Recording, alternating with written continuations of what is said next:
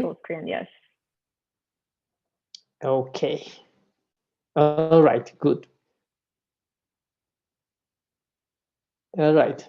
So I was telling that I want to split this little talk in these four kind of main chapters. Why neurosciences, defining a little bit needs.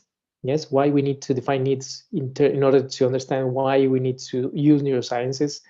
Also understanding perception as one of the factors that probably will kind of change completely the way how we see people understanding connection and building this relationship that we are in the end willing to build with the customer to have better businesses.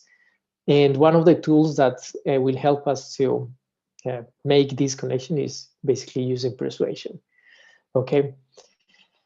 So guys, I was mentioning at the beginning that anytime you feel like interrupting me, please go ahead, turn on your microphone and just tell me, yeah, what you think, if you agree, if you don't agree, if you have some experience, if you want to add something, all right? So the first thing is that we need to think about these neurosciences. It comes from this particular situation. Let's have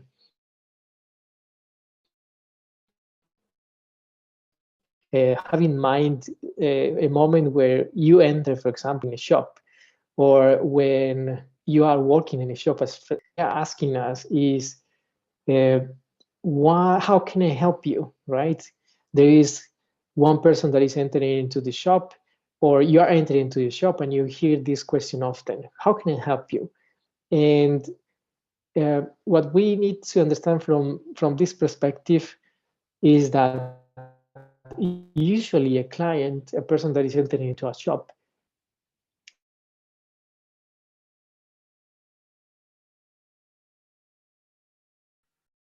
Hello, Pablo. We lost you. think they managed, yes, or decisions are managed by a track, and we can discover and we can prove Pablo, that are not completely right. Yes?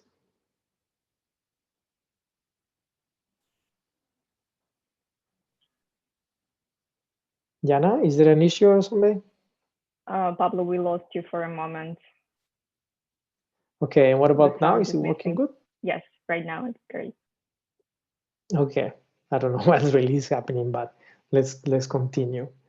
So the answer to this question, it is deeper in the conscious of the client or in ourselves than we think.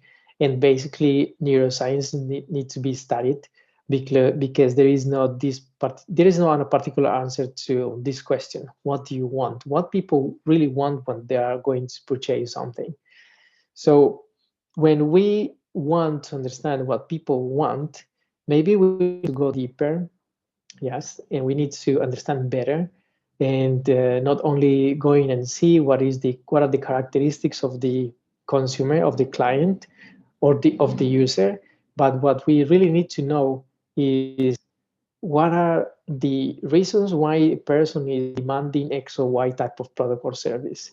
So that is the point where we say here marketing needs to be transformed into something that goes deeper.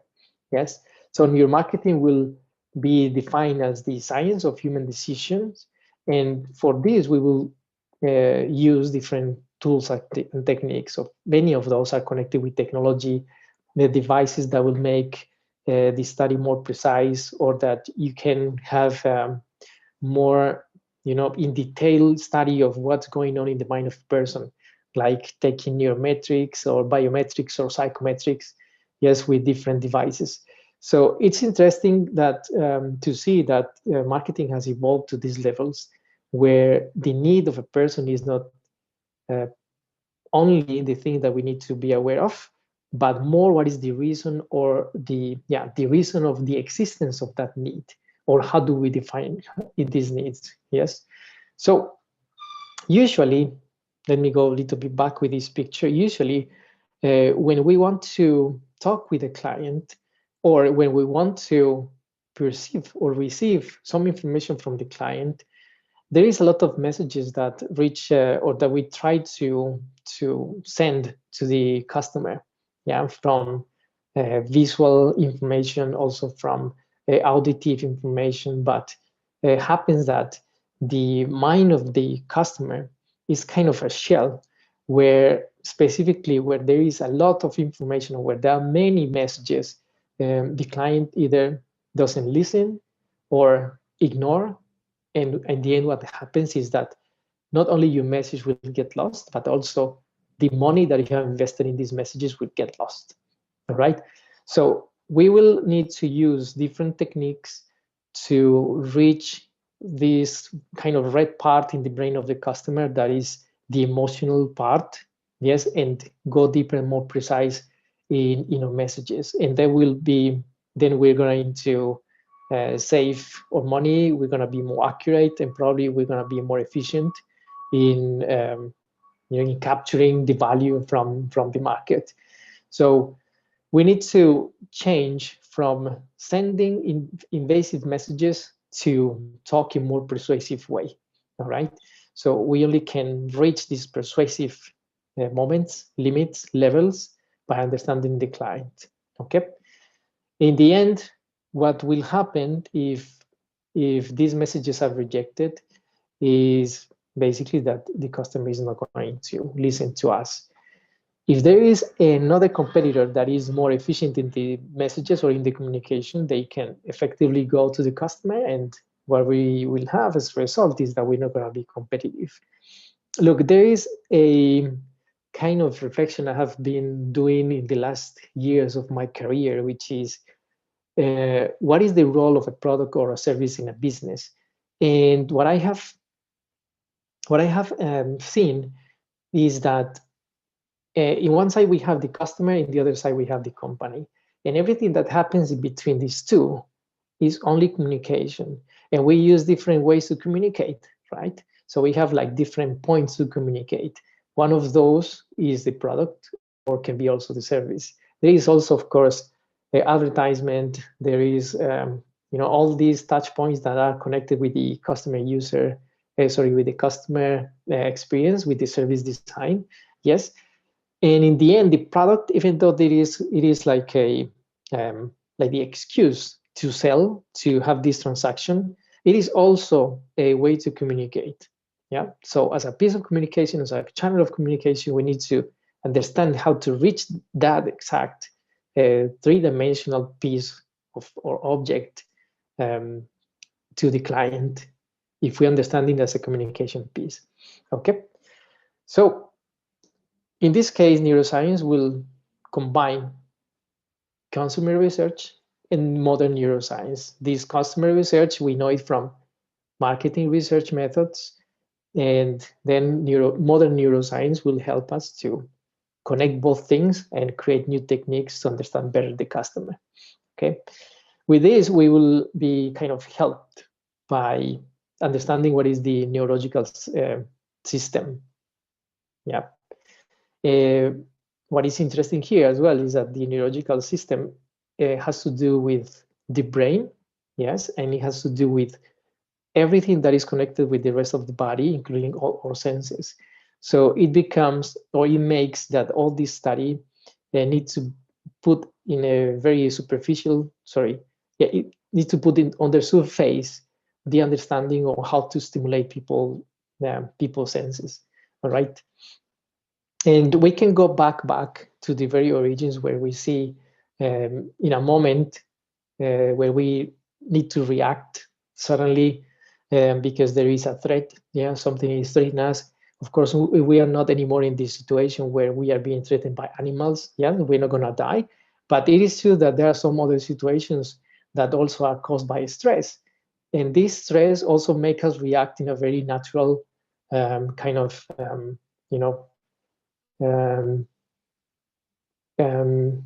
yes, or from the original point of the evolution when we were only reacting, yes, like instinctively. All right. So when we react instinctively, we are acting as millions of years ago, from the times where our brain also was in a moment of evolution. And if we bring all this information to more actual, more current moments, we also can identify that our brain has other moments of stimuli, yep, where the reaction also is emotional, but in another different level. And this is the moment where we see that, or we discover, or that we need to be aware that the body or bodies, yes, the bodies of our clients, if I may say it in this way, is a kind of type or a piece of biology, yes, and this piece of biology has reactions, and it happens that these reactions are chemical reactions. So if we know that there is a chemical reaction that we can understand or that we can um, um, influence in a way, yes, so we can have or take advantage of the situation to build this relationship with the customer, then we are entering into the field of neurosciences. All right. We know that all these dopamines, yes, all the energy that happens when we are in ecstasies or when we are having a pleasant feeling, it comes from neurons and from neurotransmitters, which is basically this piece of information that is traveling from neuron to neuron, and it's making that our situation at a certain moment is balanced or not. All right. So when knowing what is this moment, what is example, make decisions about the advertisement of certain type of products. In this case, if we have a Snickers, yes, this piece of sugar, when we understand, when we know what is the definition of serotonin or dopamine, then we can also understand that there is one moment during the day that serotonin levels lower during the day. Yes, if that happens, then we probably know better what is the right moment in the day where we can advertise one product like this that is providing more sugar. Yes, with the benefit that when we make this communication at the right moment, what happens is that the customer is going to make a connection with that brand for that specific need. Yes. So every time, if we can do this frequently, this kind of communication frequently, yes, at the right moment, when these levels of serotonin is lower, so the client will understand that the solution for that particular need will be that specific brand. So that connection, this emotional connection, is what we actually need to focus, understand, and develop the solutions in communication. It is very easy to see when are emotional moments that impact us and what type of emotions. We usually say, okay, emotions are 3 different emotions, right? We can say when somebody is angry, when somebody is sad, or when somebody is happy. But in real, we can find about 77, 30 different types of emotions regarding the intensity, the connection between them, etc. All right, and these emotions can vary. Yeah, they vary, and regarding different communication, different signals, we can ourselves be conscious of what is the experience of this feeling within our bodies. We can sweat, we can get stressed, we can get shivers or yes, goosebumps. Correct. I will show you a couple of pictures that will kind of put you in a specific mood for fractions of seconds. But once you see the picture, you will actually identify and be conscious that a piece of communication can actually interfere or intervene in the emotions you're having, yes, physically and emotionally. This is the first one. If you look at this character, whatever is been your experience with the character, you will have X or Y reaction, right? So here we are seeing that the reaction comes kind of automatically, instinctively. Yes, it goes faster. But if we put a person to in a situation where he or she needs to think or to analyze, the reactions come slower. For example, if I show you this piece of equation where I will know, I'm going to say the answer, you will know. But if I tell you, look, you need to see this image where you need to think, when you need to put your, let's say, rational brain to work, it will take longer. Yes, it will take more time, more energy from you, from your attention, etc. So from two different types of images, two different types of information, you can immediately see which is the one that provokes emotions faster and which is the one that kinds of go to the uh, rational part of your brain, and you need to do this calculation, and then all the process will take longer. So if you want to sell better, if you want to promote better, if you want to be more efficient in whatever is the message you are sending, yes, considering what I mentioned before, that in this message, yeah, this group of messages, you can include all these little pieces plus, or it is there, the product or the service. So better you are emotional and not letting people think too much, because it will cost time and effort, and maybe there is other client, or sorry, other company, other brand that is doing it in the opposite way than you, and they would be faster. They would choose the other, not you. Yeah. This kind of advertisement, for example, as an as a type of message that I think is being just like gradually taken by governments as a rule, as a regulation for this kind of products. I think it also applies for alcohol and many other things. So when they try to show that there is something disgusting, trying to make people go away from this product, or to avoid or to reduce the consumption of tobacco in this case, do you think that really is efficient? We can tell that if you really like to smoke, you kind of ignore these messages. There is something that is not really touching you. So maybe we will need to use another different type of information to make people to really see or behave in a different way than they are doing at that time. This is one example from Schiphol, the airport in Amsterdam, where they tried to avoid people creating a mess in the main toilet. So only with this little action, I don't know if you see my cursor, but here you can see that there is one little sticker, which is here shown closer, and it made people, men, be more accurate when they're going to the toilet, avoiding all this mess. This little detail reduced 80% the need to clean these toilets. And that specific particular action, it goes, or it communicates easier to the brain of the customer, yes, without thinking too much, and making one fast and quick action, yes, which is you focus there, yeah. So it can be more efficient regarding the way how we talk to the customers. So guys, in general, what we need to keep in our mind is that we need to understand how people make decisions.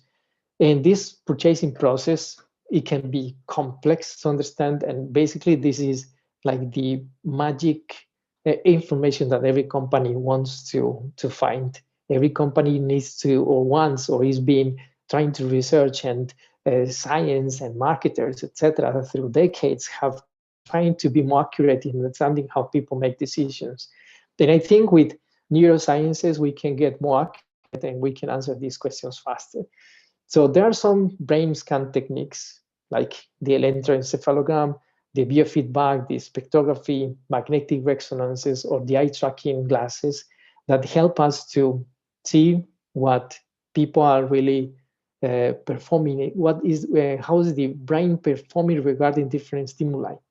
Okay, with the courses that the school is proposing, you will be able to go through these techniques, understand them, see and probably experience how they are being applied and what are the consequences.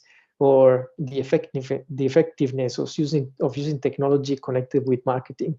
So techniques that help you to visualize what is the reaction, or in what part of the brain, if you are sweating, if your heart beating is rising, if your pressure is rising, yeah, if your eyes are going to one place or other place in the shelf, making the complete layout of the shelf more relevant when you want to decide where to put your product. Yes, but this is not asking the customer nothing that he or she can reply. Yes, this is, you are going to be exposed to certain stimuli. I will show you these pictures, these messages, and I will see how your body reacts. This is nothing that comes through the mouth or through any voice. Yeah, nobody is going to answer your questions. So in other case, instead of asking to your client once he or she arrives to the shop, what do you want, or what are you looking for, or how can I help you? If you could put this person in one of these techniques, make a little test and actually know what the customer even doesn't know, then you will be more accurate in knowing what is the product you must develop, how big can be your investment in one advertisement campaign, etc., communication, product development, design of the shop, the design of the the kind of products, the different lists of products, right? So we can see what are those moments where a customer is actually considering taking your product, or when a customer is kind of lying just to or to produce a good impression to you as the person that is in front. Many people, or what happens, one of the biggest failures of marketing is that through the traditional research methods, we cannot see accurately when somebody is lying to us or lying to themselves, because many times we also are saying something, but we are not completely sure of what we are saying, or what are these kind of biases or filters that we are putting not to tell the truth completely. Yes, so through different observation methods, and also of course with the ones that I mentioned in the previous slides, we can see when somebody is actually thinking, and then with sales techniques we can go and produce these sales.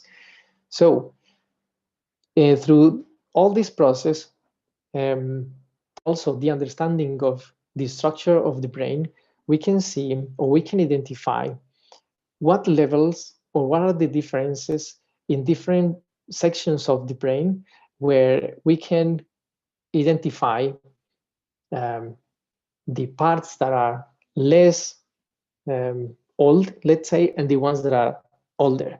So we can say that there is a reptilian brain, this part of the brain that comes from millions of years of evolution, and some other layers that have been kind of added to this brain, yes, to the external part, which we will call the new brain. So the reptilian brain, the more ancient, about 500 million years, and the new brain, which is 3-4 million years, yes, in our evolution. So with the reptilian brain, we are always thinking in the present, everything that is happening today.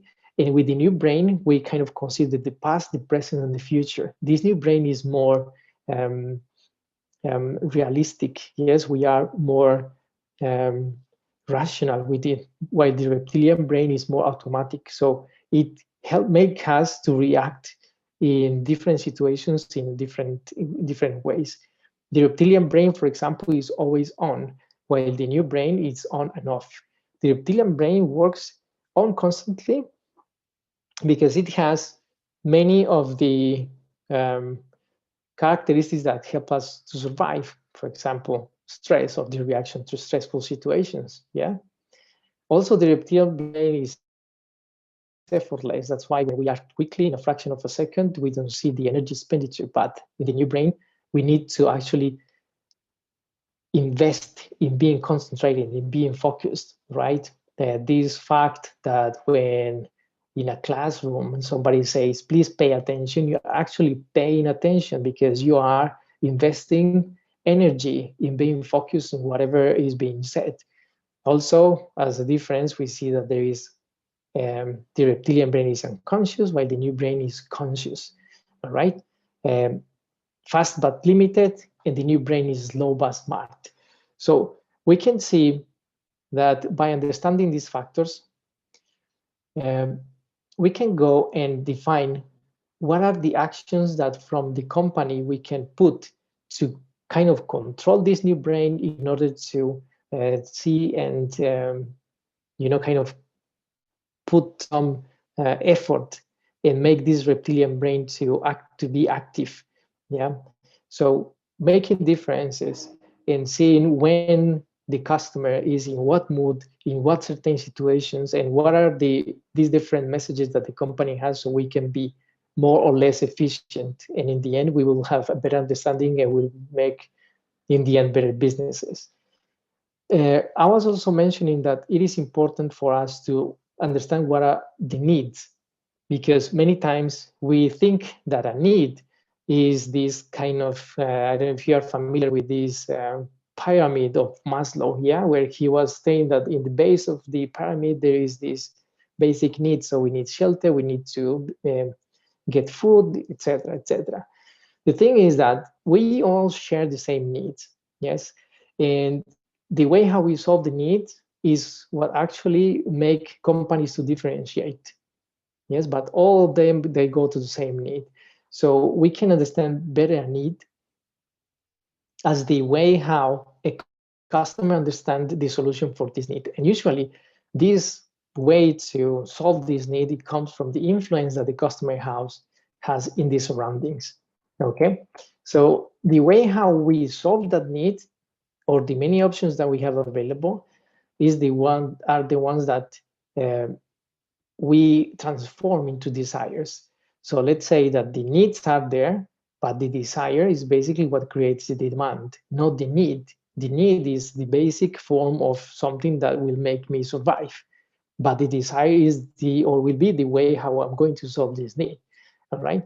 So we, our customers, will have different desires, and there is where we will actually see what is the actual demand. So we also will need to understand better what are the characteristics of where the client is, the surrounding of his clients, and then we can transform or understand better what is this demand. Okay. We'll see then how society shapes our actions, and actually how do we invest our money, which in other words is our effort working in something X or Y different type of products. All right.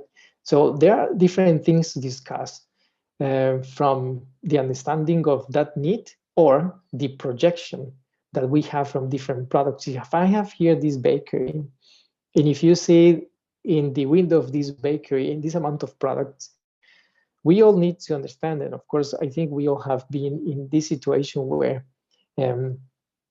we see the customer or we see ourselves, and at the same time, we project ourselves using or consuming this product. So we can see that the product is being done to satisfy kind of X or Y need, but at the same time, the customer has a projection of it, a perception, a kind of a vision. So I can see this piece of cake as a delicious kind of snack that I have in the morning that will kind of satisfy my need of chocolate, or I want to satisfy this need of chocolate. Yeah, but for some people, the vision they have about this product, it goes against what the way how they want to look at, yes, physically, to the way how they look physically. For other people, having this ice cream, for example, it represents socializing. But for other people, an ice cream can be only a bowl of sugar and dairy products. So even though the product, or we think that the product is being developed for one exact purpose, we need to be in the mind of the customer to be able to see what is the vision they have about it. And once we know it, then we are more accurate in the way how we propose products and communicate at the same time. Yes, happens that if we compare these two concepts, taste and health, one is easier and faster to assimilate, while the other one is more complex and is more abstract. Yes, so if I tell you, showing you these two products, which is the one that is easier and faster and the one that is complex and abstract, you can easily say that the one where you think less and you go straight to catch it without any, let's say, like logical response, is the one that is going to be more efficient. So if we can take the same principle and apply it to any other product, then we know what is the need or the expectation or the vision that the customer is having, and then we will see that building the structure to communicate with people in order to them making an action, it is easier to understand. Okay. It's quite interesting because when we see this previous example, we know that there is this vision, yeah, which is can be dissatisfaction. But dissatisfaction, if we say that something that is kind of completing a need, let's say, now we know that a need is more than that, but let's say that it is satisfying our need. That means that from this need, we don't have this satisfying product that we are willing to purchase. So that means that in the beginning, we are basically lacking something. So if we have this perception of lack, what happens is that our body creates a tension, which is stress. And this stress will make us will to purchase something, which is this motivation force. And once we get that product or that service, what we get is a reward. Yeah. So this reward can be easily understood from different perspectives. This perspective, it can also happen that once you get the reward, because you have satisfied this sense of lack, then it may make you used to the consumption of that product or the practice of going to chase X or Y thing. Going to shopping is one of the most productive therapies when, let's say, you are down, yeah, when you are sad or when you want to cheer up, you go and purchase or you meet your friends. So the satisfaction that provokes this fulfillment, yes, is let's say the calm down of lack of something can be kind of, you get addicted to it, right? But it is easier if we put it in terms of sugar or if we put it in terms of alcohol. But if we put it in terms, let's say, fashion, we also have sometimes this lack of feeling that we are lacking something. So we need to purchase something not only for the functionality, but because the way we want to look, which is also communicating, right? So if we have this sense of lack, we are going to fulfill this lack, this stress that this lack is producing to us, and then we will communicate. And that reaction, it will be our reward. Yes. So if we see there are different ways to understand the customer in a different way, which is not traditional, but going deeper and studying what is actually what they are thinking, feeling, expecting, dreaming. Yeah, what are their fantasies?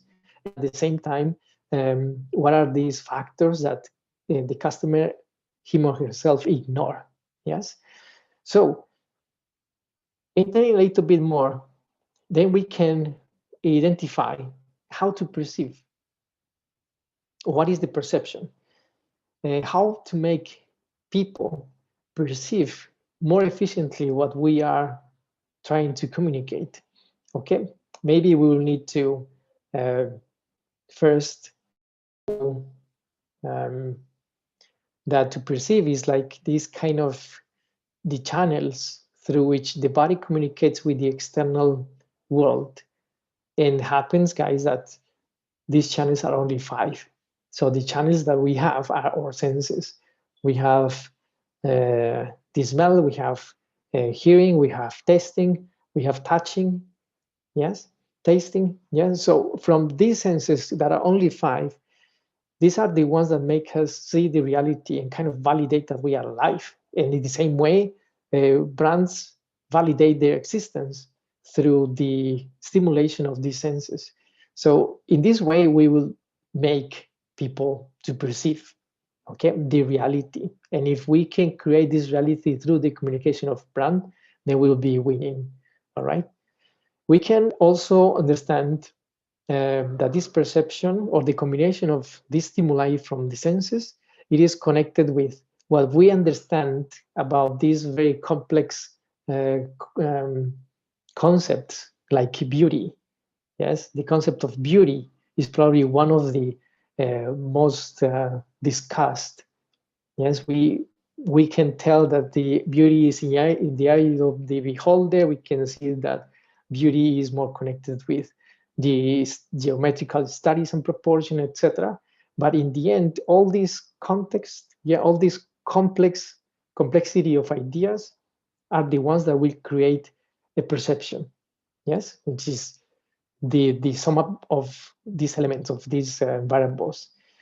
In the end, we can conclude that products are the way how we reflect ourselves. So they work as a kind of a mirror, yes? And in this mirror, we can see what are the thoughts, what are the weaknesses, what are the aspirations, what are the dreams of people. And that's the deepness that we need to reach when studying with neurosciences, right? If I tell you, this is just an example, when I show you this scoop, you may know or not know this product, this tool. You can be familiar with it. We cannot be familiar with it. Yes, but only this picture is showing you something that you have used before or you haven't, regarding what is the level of experience that you have had with this product, but you can connect it directly with making a bowl of ice cream. Yes. If the tool is good, if it's not good, efficient, not efficient, it is inserted in your brain, in your memory. Yes, and that is the way how you will express your acceptance or rejection of this product. Okay. If we go deeper, we can tell that ice cream comes from kind of gelateria, or that it can comes from the experience you have with dairy products, and this is the only product that you can get when you watch a movie at home. Okay, but you also can understand ice cream as other type of ice cream, not the one that you make with spheres of ice cream from this scoop, but from other different kind of tools. Also, ice cream can be, it remembers you, puts you in the situation where in the past you were to the cinema and there was this lady that was selling ice cream in the middle of the movie. Or you also can bring you situations where you lost your bowl of ice cream and it gave you a bad situation, a bad experience.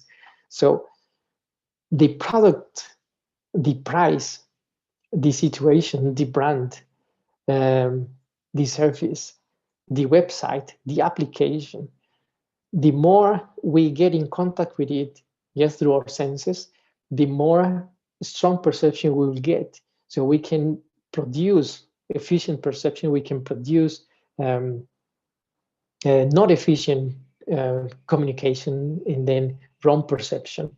All right, and all this information will target the memory of the customer. If the customer doesn't have a particular experience on that product or that service, anyways, we will connect, or the customer will connect that product or service with something that he or she has lived in the past. So if we know what is that connection, what is that perception, we will be more efficient in targeting each of these senses and being more clear with the message that we want to send. Okay, so memory, as a concept, it has different types defined as episodic, semantic, emotional, condition, procedural, etc. These are all matter of study in neurosciences to see how to be more efficient in producing this connection, yes, which at the end is what we want to do. So we can tell that these processes are individual. Yes, people have perception, and these perceptions are being felt. Yeah, people feel them in different contexts, and then it will have different meanings. So that's why it is complex. It is different. It's difficult to understand customers. Companies can go more accurate and kind of choose little samples or smaller samples in a market, right? But it will be difficult and expensive to understand masses. Yes. So marketing, traditional marketing used to do this kind of huge, big studies. Yeah. But it doesn't go to the level of detail that we need to know in order to be more efficient with our communication, with the way how we are building, yes, how we are approaching the customer, knowing as well that there is this conscious mind, there is this unconscious mind. This is another beautiful theory that will put the students of any neuromarketing study, neuroscience studies, in I think in a better level of understanding in different techniques and in different strategies, tactics that you can propose in a company or if you are starting your own business. Yes, so different things to take into account.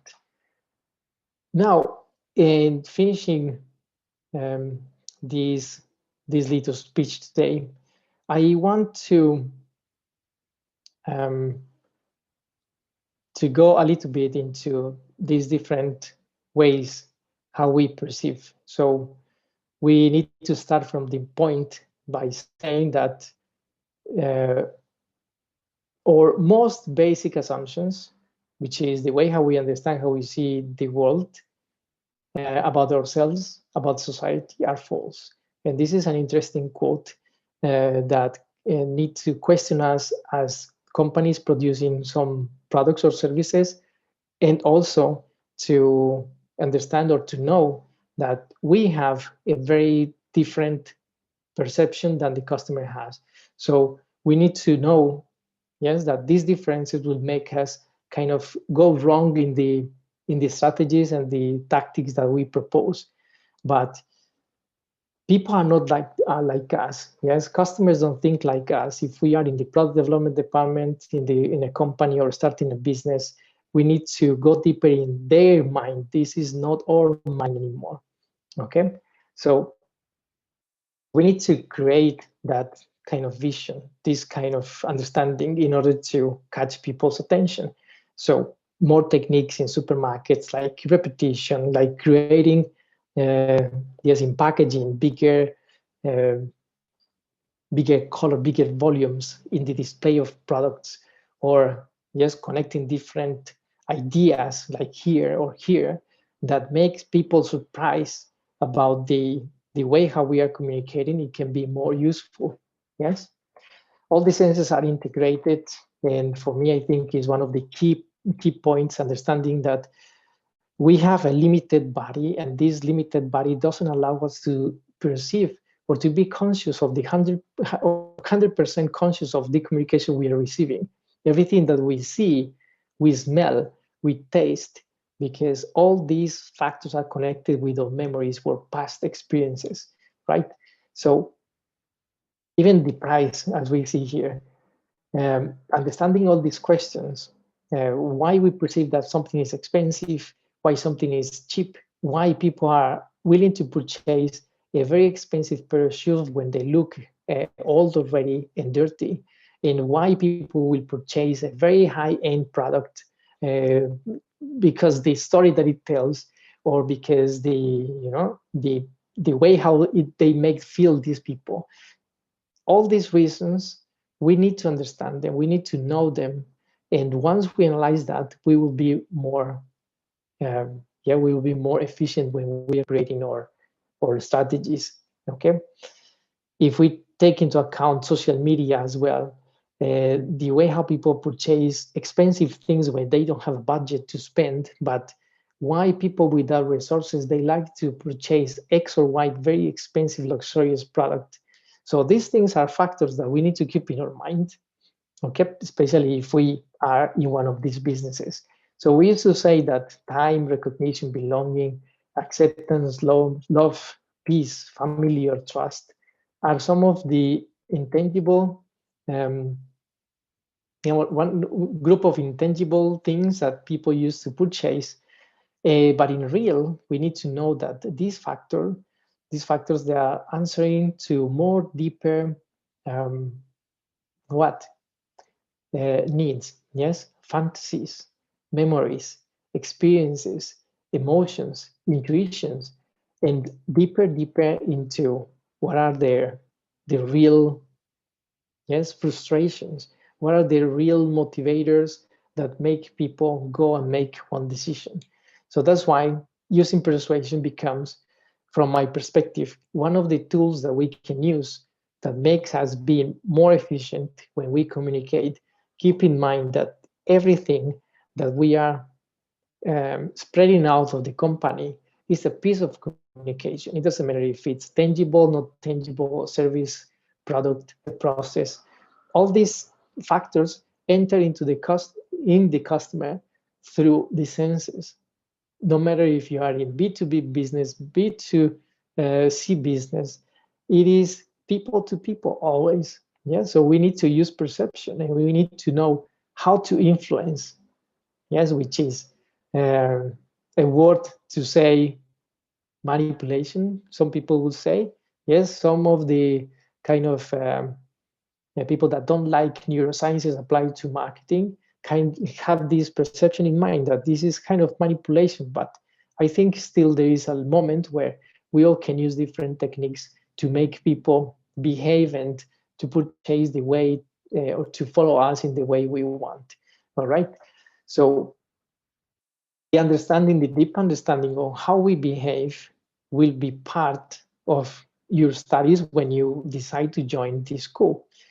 For example, we know that when we are in situations like in a first date, or when we are entering in an interview for a job, we're kind of showing what are our best part, because we don't want to show what are our weaknesses, right? But in the end, we know that after time they will be discovered. So in that exact first moment, what is the thing that we need to take into account to understand the customer? Yes, what is behind what people say, what people act, and in the end, we end up that is knowing that is emotions. Yeah, emotions that come from very back in our origins, where we or microorganisms, they were more likely to go to a source of sugar than to a source of danger. Yes, so these emotions are basically what make us being alive, primary functions. Yes, things that make us make decisions. So today, I think is the moment to go take into account in consideration these emotions and influence how people feel, how people think, how people react. These emotions need to be, proposed by understanding at the beginning what people have deep in their minds. All right. Here are some examples of how emotion catch attention. So there are some that, of course, during courses can be explored deeper, like automaticity, when we connect the concentration of what we are seeing in certain movements. Yes, basically activate different senses. Or framing, when somebody is kind of building an argument to appeal to the audience. So different communication very used with politicians, or when we are kind of disrupting with the messages. Yes, when there is something unexpected or that is breaking what people are thinking things are. This picture specifically is these are not real people, but these are digital drawings that are made for Samsung as digital, how you call them? Attendance? No. Yes? Okay. And here, we also need to understand things like emotions in the reward, which is basically what we feel when we are getting a notification. And that's why notifications appear constantly in our smart devices, right? or the reputation that is being built by the different people that we follow, that we admire. And when they get this reputation, in this admiration, this connection will also make us feel something, as well as mystery, yes, in the stories that we are telling. Also, in the way how we communicate, the message that is behind, yes, the persuasion, how we are targeting different levels in our brain, and how people understand quickly, more efficiently, yes.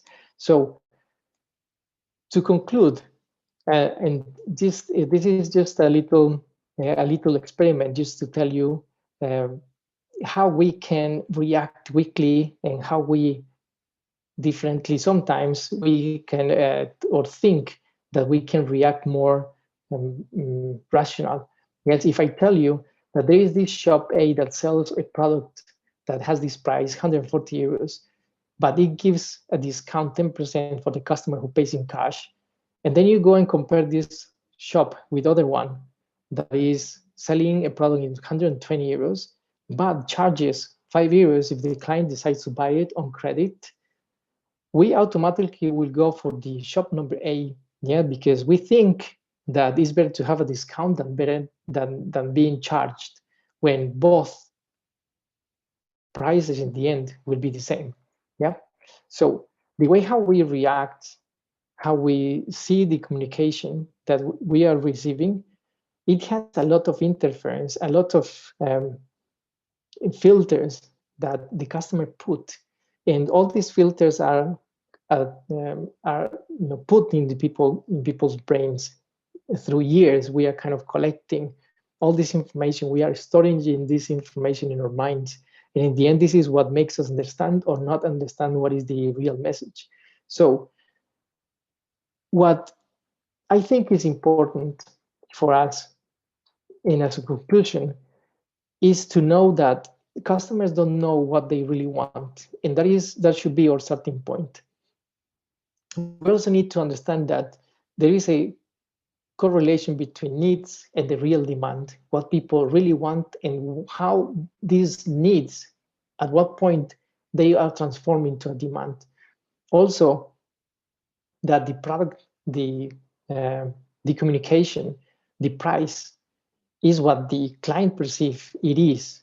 Yes, it is not what the company wants people to understand or to perceive, but actually it comes from an individual understanding. Yeah, every customer, every person has an individual understanding regarding different backgrounds. So we need to keep it in mind. And the last one is that we need to know that emotions influence the way how we feel. If it happens, then how we think, and then persuasion can be based in the precise stimulation of that client's senses. All right.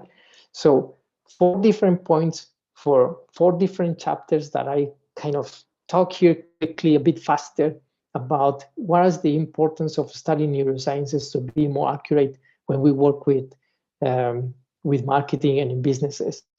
So guys, this is all. Thank you for your attention. I think there is probably more questions to be answered, but I think in more dedicated courses, programs from the masters of the school, you can actually go deeper and more in these details and understand better, apply, and knowing how to apply the concepts to be more efficient, to create more businesses and establish this relationship that customers and companies must have in order to maintain your business, your brand, alive for a longer period of time.